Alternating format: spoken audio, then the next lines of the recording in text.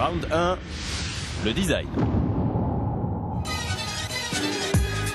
C'est l'atout numéro 1 du Picasso, car les monospaces ne sont en général pas réputés pour leur esthétique. Citroën a frappé fort, cette voiture est belle. Le Scénic, malgré son restylage l'an dernier, ne peut lutter. Victoire du Picasso. Round 2, la modularité et le confort. Ce qui peut être un peu déstabilisant à l'intérieur de ce Picasso, c'est bien sûr ce volant à moyeu fixe. Toutes les commandes sont regroupées autour. Si on n'a pas l'habitude de conduire une Citroën, ça peut être un peu gênant au début, mais on s'y fait très vite. Ce qui est bien sûr fabuleux dans cette voiture, c'est cet énorme pare-brise qui montre, regardez, Citroën l'a surnommé le Visiospace et les designers ont vraiment bien fait.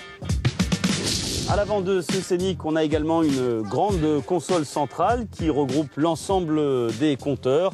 Un volant bien sûr réglable en longueur et en hauteur comme dans le Picasso, mais vous le voyez dans l'ensemble, les matériaux choisis et la finition sont de moins bonne qualité.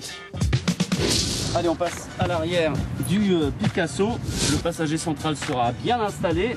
Regardez, il n'y a pas de vide-poche ou quoi que ce soit.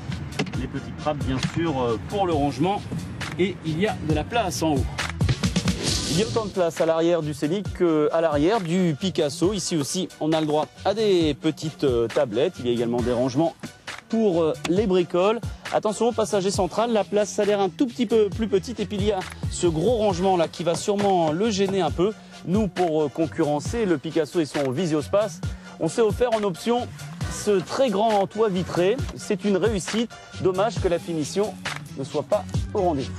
Pour savoir quelle est la plus pratique de ces deux voitures, quelle est celle qui possède la meilleure modularité, nous allons faire un test tout bête, offrir le maximum de volume au coffre. On a un minimum de temps, nous ne savons pas du tout comment se manipulent les sièges ou les banquettes. Ce sera chronométré, le meilleur chrono l'emportera. C'est parti. Le Scénic à droite offre un plus gros volume, 1840 litres contre 1734 pour le Picasso ici à gauche. Mais encore une fois, sur l'ensemble du round, la Citroën toute récente est plus confortable, mieux finie et plus pratique pour ses passagers. 2 minutes 14 pour le Scénic, 1,08 pour le Picasso qui s'impose. Round 3, performance consommation.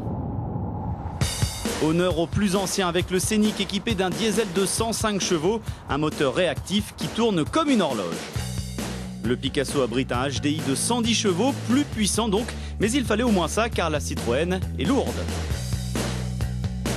On va se faire un petit 0 à 100 avec le Scénic qui est ici à notre gauche. C'est parti. Le barrage est un peu lent. La boîte avec les palettes au volant. Le Picasso a 5 chevaux de plus, mais il est plus lourd que le Scénic.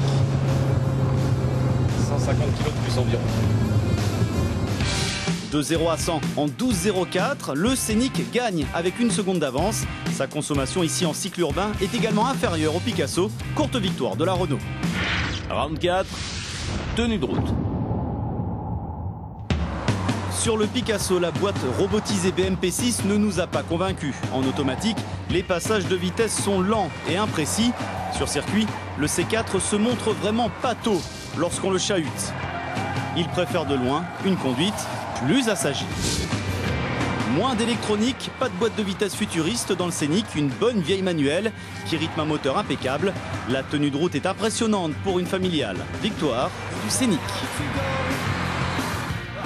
Round 5, le prix.